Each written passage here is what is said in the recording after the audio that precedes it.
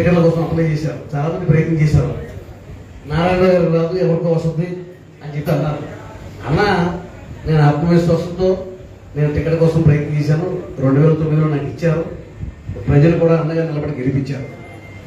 అలాగే తర్వాత కూడా మళ్ళీ నెక్స్ట్ ఎలక్షన్కి నారాయణ గారు ఎమ్మెల్యేగా వెళ్తారంట, ఈసారి ఎంపీ టికెట్ ఇవ్వాలంట, ఏదో ఆలకిస్తారంట వీళ్ళకిస్తారంట చెప్పారంట.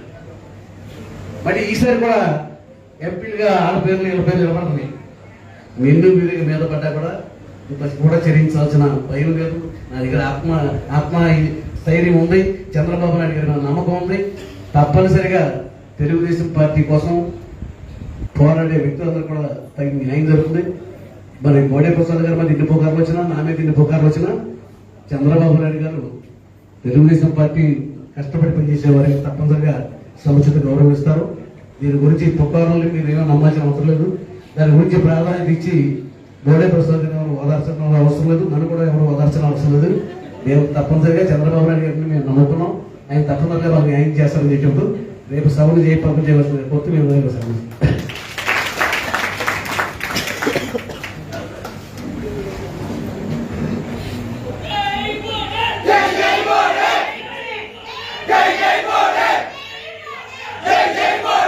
చివరిగా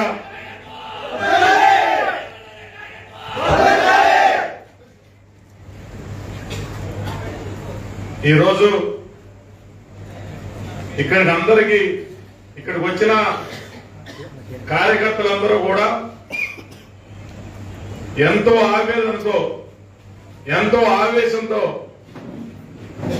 ఈ రోజు ఏదో జరగబోతా ఉంది, దానికి సమాధానం చెప్తారు అని ఎంతో మంది ఈ రోజు ఇక్కడికి రావడం జరిగింది. తప్పకుండా అన్నిటికీ సమాధానం ఇక్కడ వేదిక మీద ఉన్న పెద్దలు మాట్లాడిన వారందరూ కూడా దానికి సమాధానం చెప్పడం జరిగింది. ఈ రోజు ఈ కార్యక్రమానికి ముఖ్య అతిథులుగా విచ్చేసిన సోదరులు కొనకళ్ళ నారాయణ గారు, అలాగే అబ్జర్వర్ గా రాంబాబు గారు, రామకృష్ణ ప్రసాద్ గారు, అలాగే మరి పెనంలూరు నియోజకవర్గ జనసేన కోఆర్డినేటర్ ముప్పా రాజా గారు, అలాగే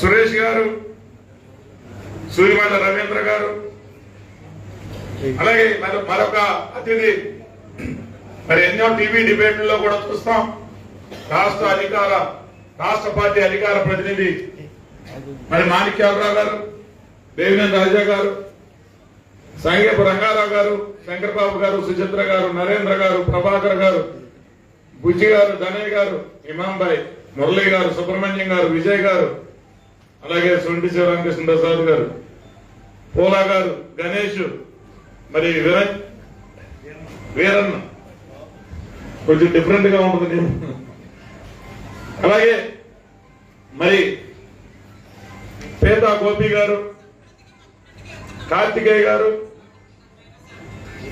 గరికపాటి ప్రసాద్ గారు, పత్తిపాటి శేఖర్ గారు, అడప నాగశ్రీ గారు,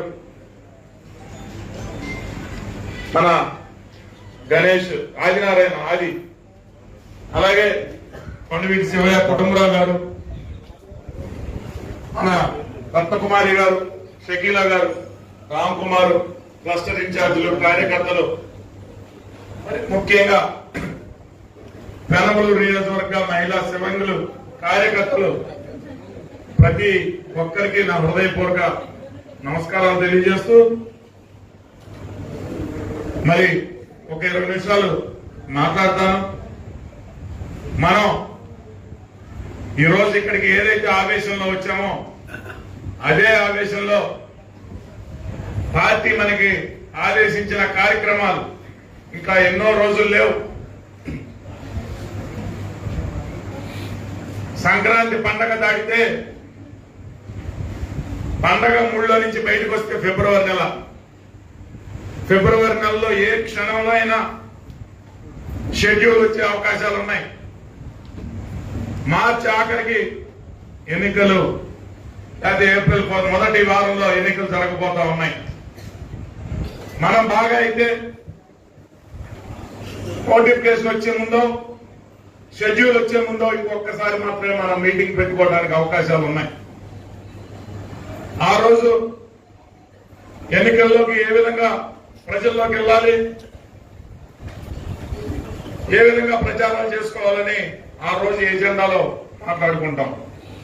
అంటే విస్తృతంగా చర్చించుకునే విస్తృత స్థాయి సమావేశం ఈ రోజు ఇక్కడ మనం ఏర్పాటు చేసుకోవడం జరిగింది. మరి సుదీర్ఘంగా గత 4.5 సంవత్సరాల నుంచి 5 సంవత్సరాల నుంచి ఈ నియోజకవర్గంలో ఏం జరిగింది, ఏం జరుగుతా ఉంది మనందరం కూడా గుర్తు చేసుకోవాల్సిన అవసరం ఉంది. మరి 2012లో ఈ నియోజకవర్గంలో ఇన్ఛార్జీలు లేనప్పుడు ఆ రోజు జెండా పట్టుకున్న ఈ రోజు వరకు కూడా ఎత్తిన జెండాని దించకుండా నియోజకవర్గంలో కార్యకర్తలందరికీ అండగా ఉంటూ మరి 2014లో భారీ విజయాన్ని శాసనసభ్యుడిగా నాకు అందించి అసెంబ్లీకి మీ అందరి కృషితోటి నన్ను పంపించడం జరిగింది. మరి 2019లో 2014 నుంచి 19 దాకా ఏ రోజు కూడా ఒక్క రోజు కూడా విశ్రాంతి తీసుకోకుండా అటు శాసనసభ్యుడిగా కానీ ఇటు నియోజకవర్గ ప్రతినిధిగా కానీ పార్టీకి అంకిత భావంతో పనిచేసి నియోజకవర్గంలో అభివృద్ధిలో మన మార్కు తెలుగుదేశం పార్టీ చంద్రబాబు నాయుడు గారి మార్క్ ఏంటో మనం అందరం కూడా చూపెట్టాం. ఎంతో మందికి ఆర్థిక సహాయం చేశాం, సేవా కార్యక్రమాలు చేశాం, అభివృద్ధి కార్యక్రమాలు చేశాం. దురదృష్టం 2019లో అనుకోకుండా ఇందాక వేదిక మీద ఉన్న చాలా పెద్దలు చెప్పారు. ఇందాక అమ్మగారు మాణిక్యాలరావు గారు ఒక మంచి సినిమా సీన్ కూడా గుర్తు చేయడం జరిగింది. ఆపరేషన్ దుర్యోధన లాగా అనేక నాటకాలు ఆడారు. చివరి అవకాశం అన్నారు, ఆఖరి అవకాశం అన్నారు. ప్రజలందరూ కూడా నమ్మి మన నియోజకవర్గంలో బోడే ప్రసాద్ గెలవకపోతే ఈ రాష్ట్రంలో 25 సీట్లు కూడా తెలుగుదేశం పార్టీకి రావు అని ఆ రోజులందరూ కూడా ఏకకంఠంతో అందరూ చెప్పడం జరిగింది. అనుకోకుండా మరి ఆ రోజున జగన్ మాయలో పడి మనం నియోజకవర్గంలో 14 నుంచి 19 దాకా ఎన్నో కార్యక్రమాలు చేసినా కానీ ఆ రోజున ఓటమికి గురి కావడం జరిగింది. నేను ఆ రోజు అనుకున్నా, అప్పుడు నేను ఎవరి పేరైతే ఓడిపోయానో మళ్ళీ అదే వ్యక్తి మీద గెలిచి కక్ష సాధించుకోవాలని ఆ రోజు అనుకున్నా. కానీ మరి ఇక్కడ అభ్యర్థిని మార్చడం జరిగింది. 2019లో మచిలీపట్నంలో ఎన్నికల కౌంటింగ్ పూర్తయింది. చాలా చాలా బాధపడ్డా. చంద్రబాబు నాయుడు గారు ముఖ్యమంత్రి కాలేకపోయారు, మనం ఓటమి పాలవటం. నేను ఇంటికి వచ్చాను, నిద్ర పట్ల ఉదయం 4 గంటలకే లేచి నా బుల్లెట్ బండి తీసుకొని ప్రజలారా క్షమించండి, నేను ఏదైనా తప్పు చేస్తే నాకు తెలిసి నేను ఏ తప్పు చేయలేదు, మీకు అందుబాటులో ఉంటాను అని చెప్పి ఒక పక్క వైసీపీ విజయోత్సవాలు చేసుకుంటా ఉంటే కాలువ గట్ల పైన పేద ప్రజలు నివసించే చోట నేను వెళ్ళి ప్రజలందరినీ కూడా కలవటం జరిగింది. ఆ రోజే కారుకి తెలుగుదేశం పార్టీ జెండా కట్టి ఒక పక్క ముఖ్యమంత్రి ప్రమాణ స్వీకారం చేస్తా ఉన్నాడు జగన్. నేను విజయవాడలో జెండా కట్టుకొని విజయవాడ వెళ్ళడం జరిగింది. చాలా మంది హేళన చేశారు. ఆ రోజు విజయోత్సవంలో కళ్ళు మూసుకుపోయి ఏదేదో అన్నారు. నేను ఎక్కడా కూడా బాధపడలా. ఆ కట్టిన జెండాని ఈ రోజు వరకు వరదీలా. ఎన్నో పరిణామాలు జరుగుతూ ఉంటే ఈ రోజు మీరందరూ ఏదైతే భావిస్తా ఉన్నారో, నాకు చాలా మంది నియోజకవర్గం నుంచి వందల ఫోన్లు, రాత్రి 12 గంటలకు కూడా ఫోన్లు చేశారు. వారం క్రితం వైసీపీ వాళ్ళు ఫోన్ చేసి, మా వాడికి నీకు కన్ఫర్మ్ అయిందంట, మీరు మా పార్టీలోకి రండి అన్నారు. నేను ఒకటే సమాధానం చెప్పా, నేను తెలుగుదేశం పార్టీలోనే ఉంటా, అవసరమైతే కార్యకర్తలందరూ తరఫున పోరాటం చేస్తా అని చెప్పా, కానీ ఎక్కడ రాజీ పడని చెప్పా. ఈరోజు మనకి ఎవరనో ఇంకొకరికి ఇస్తారనో ఎక్కడా కూడా లేదు. ఎవరు కూడా బాధపడాల్సిన అవసరం లేదు. తప్పకుండా ఏదైతే పురికొసకి జెండాలు కట్టి 82 నుంచి ఎన్టీ రామారావు గారు వస్తుంటే వీధులు అలంకరించి ఒక సామాన్య కార్యకర్తలాగా పనిచేసి ఒక శాసనసభ్యుడిగా నన్ను అసెంబ్లీకి చంద్రబాబు నాయుడు గారు పంపారు. మళ్ళీ చంద్రబాబు నాయుడు గారు పూర్తి విశ్వాసంతో నా మీద ఉన్నారు. ఎవరు కూడా ఆవేశపడాల్సిన అవసరం లేదని చెప్పి, పూర్తి విశ్వాసం నాయకుడి మీద ఉందని చెప్పి నేను తెలియజేస్తా ఉన్నా.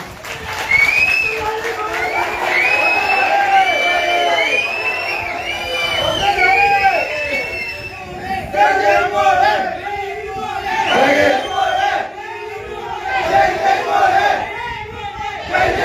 ఈ 5 సంవత్సరాలు పార్టీ పిలిపించిన ప్రతి కార్యక్రమం, నిరసన కార్యక్రమం అవ్వచ్చు, ఏ కార్యక్రమం అయినా పెద్ద ఎత్తున ఒక పక్క వైసీపీ అధికారం ప్రమాణ స్వీకారం ఉత్సవాలు జరుగుతూ ఉన్నా కానీ ఏ కార్యక్రమాన్ని పిలిపించినా పెద్ద ఎత్తున తరలి వచ్చి పెనమలూరు నియోజకవర్గంలో తెలుగుదేశం పార్టీ అంటే సత్తా ఏంటో మీరందరూ కూడా ఈ 4.5 సంవత్సరాల్లో ఏ విధంగా ఈ కార్యక్రమాలు విజయవంతం చేశారో మీ అందరి కష్టంతో మీ అందరికీ తెలుసు. అలాగే ఈ నియోజకవర్గంలో అనేక కార్యక్రమాలు, శత జయంతి ఉత్సవాలు పెడితే ఒక సామాన్య కూలివాడిలాగా రోడ్డు మీద ట్రాఫిక్ కంట్రోల్ చేస్తూ ఆ సభ విజయవంతం నా మీద ఒక బాధ్యత చెప్తే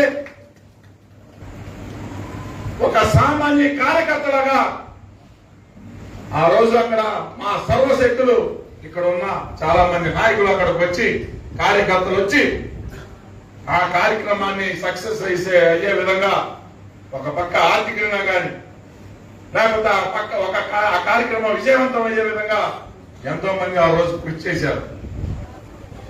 మళ్ళీ అదే విధంగా చంద్రబాబు నాయుడు గారు ఇదేమి కర్మ మన రాష్ట్రానికి అని చెప్పి మచిలీపట్నం బయలుదేరితే మనకి కార్యక్రమం లేదు.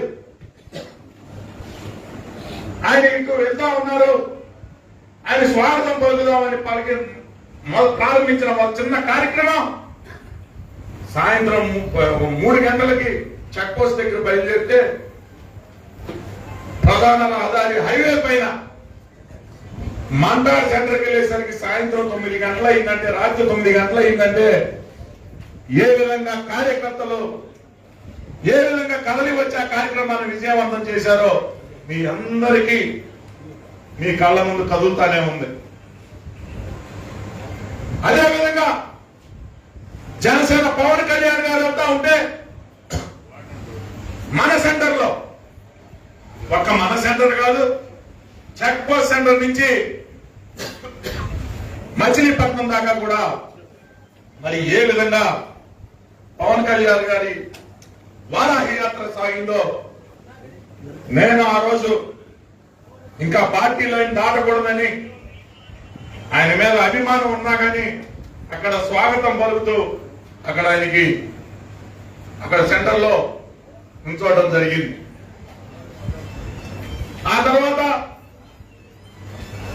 ఈ రాష్ట్రంలో రికార్డు సృష్టించాం. లోకేష్ గారి యువగలం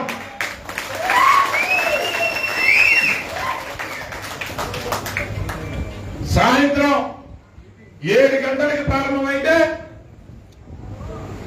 3 గంటలు, రాత్రి 3 గంటలకి మన నియోజకవర్గ సరిహద్దు దాటించాము అని అంటే ఈ నియోజకవర్గంలో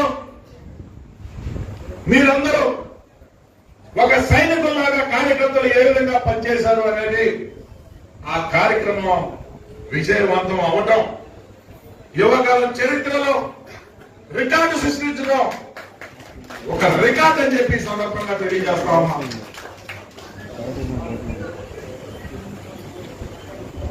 మరి మనమందరం కూడా ఈరోజు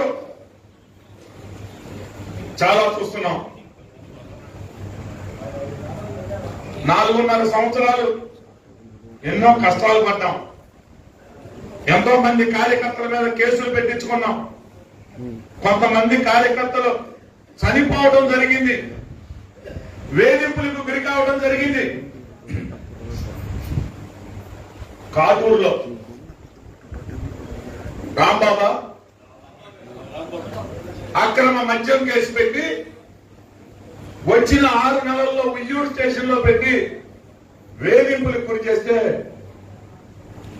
ఉదయం 6 గంటలకి పోలీస్ స్టేషన్ ముందుకెళ్లి ధర్నా చేసి మా కార్యకర్తను విడిచిపెడతారా లేదా అని చెప్పేసి ఆ రోజే పోరాటం చేశాం.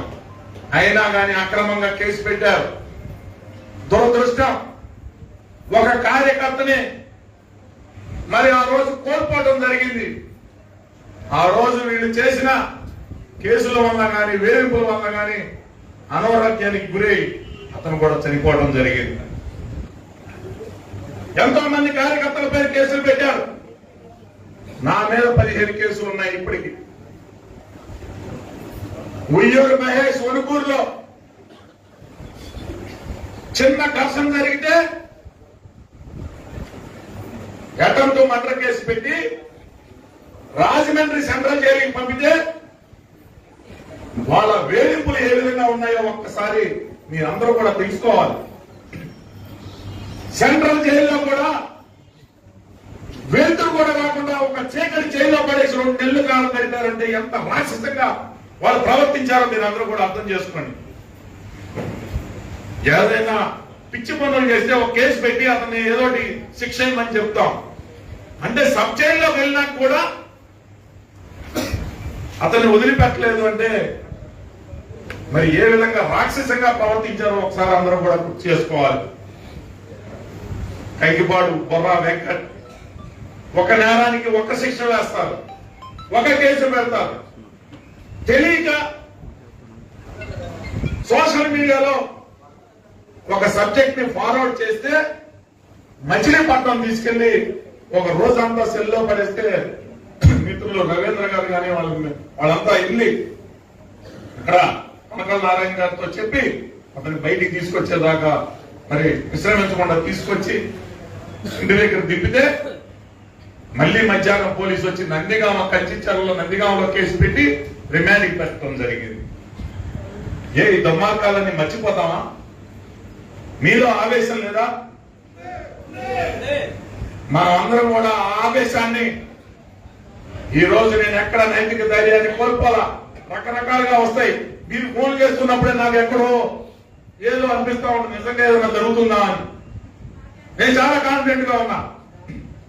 3.5 సంవత్సరాలు మీకు తెలుసో తెలియదో, 2 సంవత్సరాలు కరోనా టైంలో కూడా ఖాళీగా కూర్చోలా. ఆఫీసులో కూర్చొని ఫోన్లు చేశా.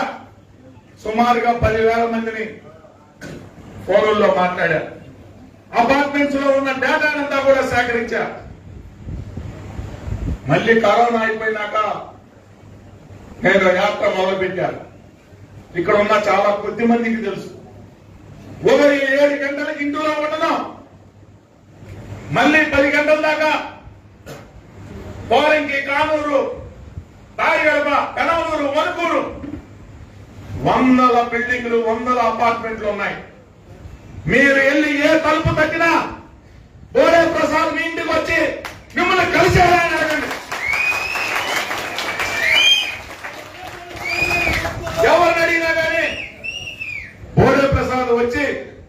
కలిసి వెళ్ళాడని చెప్తారు. సుమారుగా సంవత్సరాల కాలం అపార్ట్మెంట్ లో డేటా అంతా కలెక్ట్ చేశాం, ప్రతి ఒక్కరిని కలిసాం. గ్రామాలన్నీ కూడా పాదయాత్ర ద్వారా ఒక్కొక్క ఊరు 4 రోజులు, 5 రోజులు, వారం రోజులు ప్రతి ఇంటికి వెళ్ళాం. ఉదయం 7 నుంచి 10 గంటల దాకా ప్రతి ఒక్కరిని కలుస్తూ మళ్ళీ గ్రామంలో చాలా మంది పార్టీ ప్రెసిడెంట్లు గాని కార్యకర్తలు గాని ఫోన్ చేసి మన కుటుంబ సభ్యుడు చనిపోయాడు, మన కుటుంబ సభ్యుడి ఇంట్లో ఫంక్షన్ జరుగుతా ఉంది, రావాలి అంటే వెంటనే పావు గంటలో స్నానం చేసి భోజనం చేసి కారెక్కి మళ్ళీ వాళ్ళ ఇంటికి వెళ్ళి వాళ్ళందరూ బ్లెస్సింగ్స్ ఇచ్చి, లేకపోతే చనిపోతే వాళ్ళని పలకరించి పరామర్శించి మళ్ళీ ఆఫీస్కి వచ్చి మళ్ళీ కార్యక్రమాలన్నీ ఫాలోఅప్ చేసుకోవడం జరుగుతా ఉంది.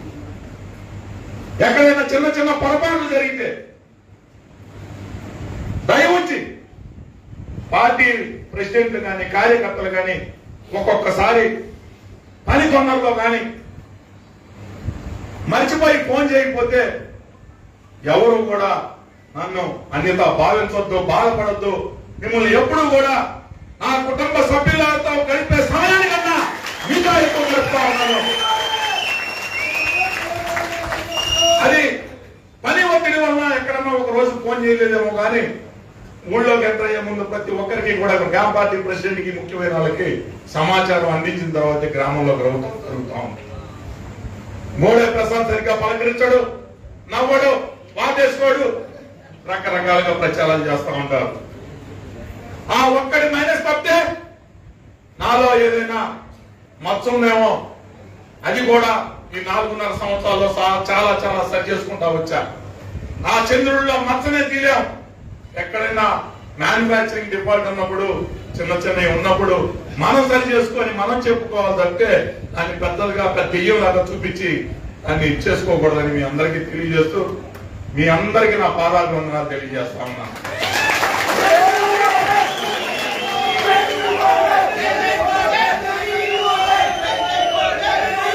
ఇంకోటి కూడా తెలియజేస్తా ఉన్నా, ఈ 4.5 సంవత్సరాలు నాతో పాటు నడిచిన కార్యకర్తే తెలుగుదేశం పార్టీ కార్యకర్త.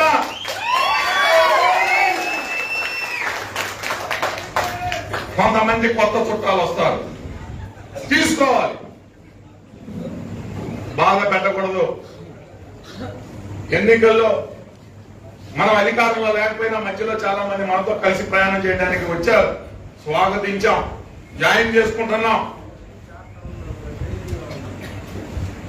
జనసేన సోదరులు ఉన్నారు ఇక్కడ, దయ ఉంచి చిన్న చిన్న పొరపచ్చులు ఎక్కడన్నా జరిగితే అది నా తప్పుగా భావించి దాన్ని పెద్దలు చేయకుండా మనం ఒక కుటుంబ సభ్యులాగా కలిసి ప్రయాణం చేయాల్సిన బాధ్యత మనందరిపైన ఉంది. జనసేనాని పవన్ కళ్యాణ్ గారు కూడా ఒక పిలిపించారు. పెద్దలు నారాయణ గారు నేను బందర్లో ఉంటే మనమందరం కూడా ఏదైనా పార్టీ కార్యక్రమం విడివిడిగా చేసుకోవాలి, కానీ ఏ కార్యక్రమం అయినా విడిగా, పార్టీ కార్యక్రమం అయితే విడిగా పని అంటే ఆయన ఒకటే అన్నారు, ఏ కార్యక్రమం కూడా విడిగా ఉండటానికి వీల్లేదు.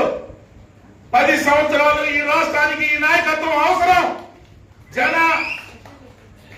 జనసేన టీడీపీ కలిసి ఈ రాష్ట్రాన్ని గాడిలో పెట్టాలని చెప్పి ఆయన చెప్పడం జరిగింది. మాలో చాలా ఆయన ఇచ్చిన పిలుపు ఒక స్ఫూర్తి నింపింది. కాబట్టి మండల పార్టీలో ఉన్న మండల పార్టీ అధ్యక్షులు కానీ టౌన్ పార్టీ అధ్యక్షులు కానీ ఏ కార్యక్రమం చేపట్టినా తప్పకుండా సమన్వయం చేసుకోవాల్సిన బాధ్యత మీ అందరిపైన ఉంది. ఏ కార్యక్రమం చేపట్టినా కానీ వాళ్ళని ఆహ్వానించాల్సిన బాధ్యత ఉందని చెప్పి ఈ సందర్భంగా మన నాయకులకి కార్యకర్తలందరికీ తెలియజేస్తూ, ఇందాక ఒక మాట అన్నా, వస్తారు, తీసుకుందాం, తప్పకుండా కలిసి ప్రయాణం చేద్దాం, కానీ ప్రాణం ఇచ్చేది మీకు మాత్రమే.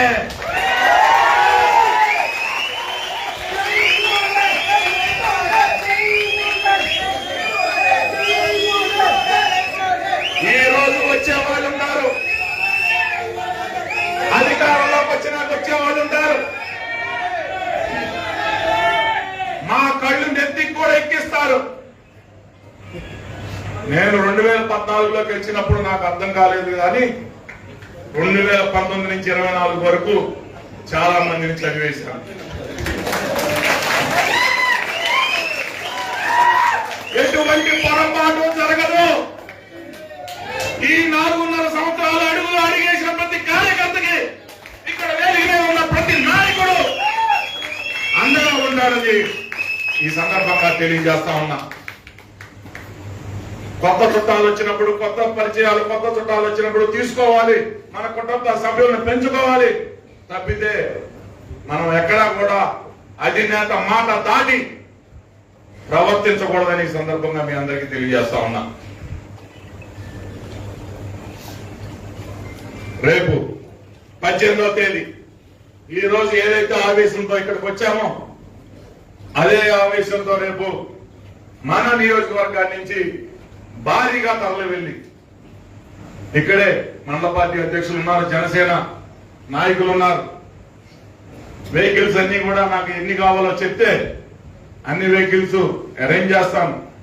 గ్రామాల వారీగా ఏ గ్రామంలో ఎంతమంది వస్తున్నారు, ఎన్ని టూ వీలర్స్ వస్తున్నాయి, ఏదో వేగ్గా మేము 100 మంది వస్తున్నాం 200 మంది వస్తున్నాం అని కాకుండా ఒక పేపర్ మీద పెట్టుకొని ఇన్ని టూ వీలర్స్ వస్తున్నాయి, నాకు ఇన్ని ఆటోలు కావాలి, ఇన్ని బస్సులు కావాలని చెప్పి ఇంతమంది వస్తున్నారని చెప్పేసి మీరందరూ కూడా నాకు సమాచారం ఇస్తే అవన్నీ కూడా ఏర్పాటు చేయడానికి ఇప్పటి నుంచే, మరి ఆ సమయానికి వచ్చేసరికి ఎక్కువ డిమాండ్ ఉంటుంది కాబట్టి ఇప్పటి నుంచే బస్సులు కూడా నెంబర్ తీసుకోవడం జరిగింది, మాట్లాడతాను. అలాగే జై హో బీసీ అని చెప్పేసి పార్టీ ఆదేశించింది. 3 మండలాల్లో 3 కార్యక్రమాలు చేపట్టడం జరుగుతా ఉంది. ఆ డేట్లు కూడా నేను గ్రూప్ లో షేర్ చేయడం జరిగింది. 3 మండలాల్లో కూడా పార్టీ, రాష్ట్ర పార్టీ 3 కమిటీలు వేయడం జరిగింది, 10 మందితో. ఏదైతే డేట్లు ఇచ్చామో ఆ డేట్ల ప్రకారం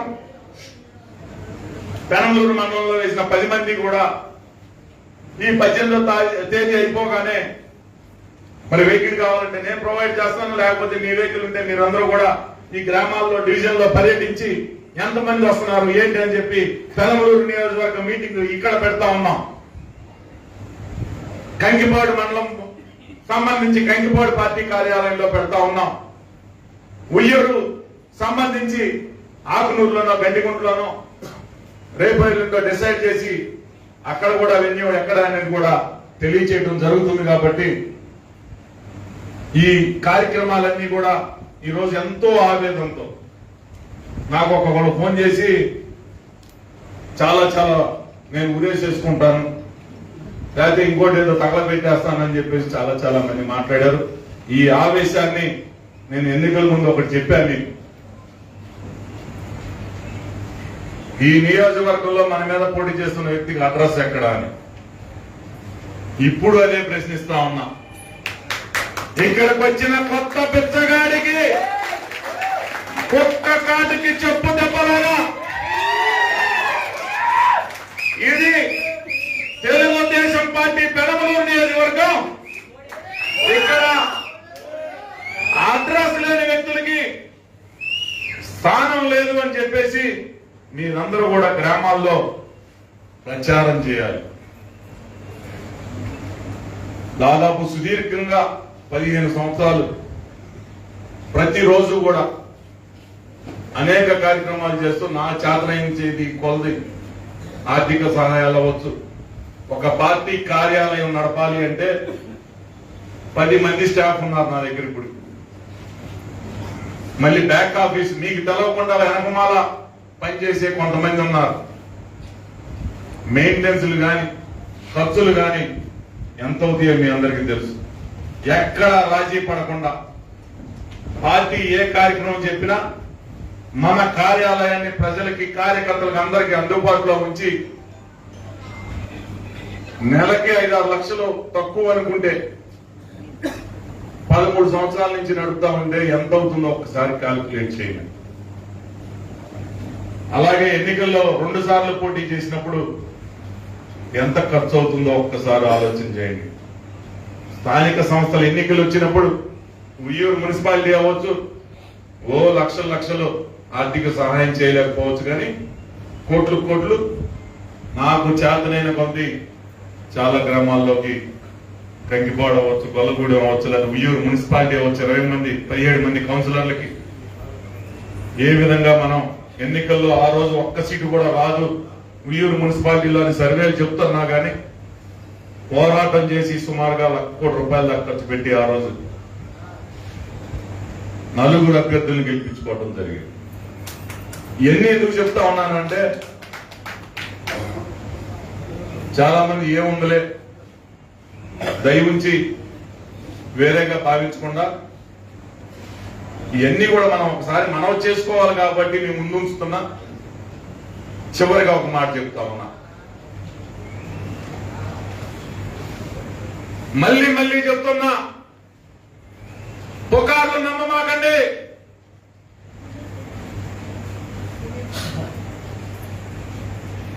మీ అందరి దీవెనలతో, చంద్రబాబు నాయుడు గారి ఆశీస్సులతో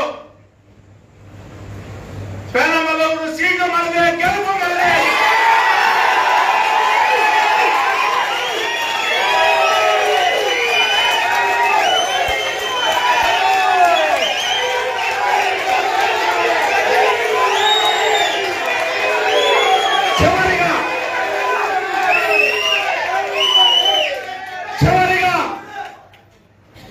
మీ అందరి కృషి ఉంటే తగ్గేదే లేదు. ధన్యవాదాలు. ఇప్పుడు టీఎన్టీయూసీ వాళ్ళు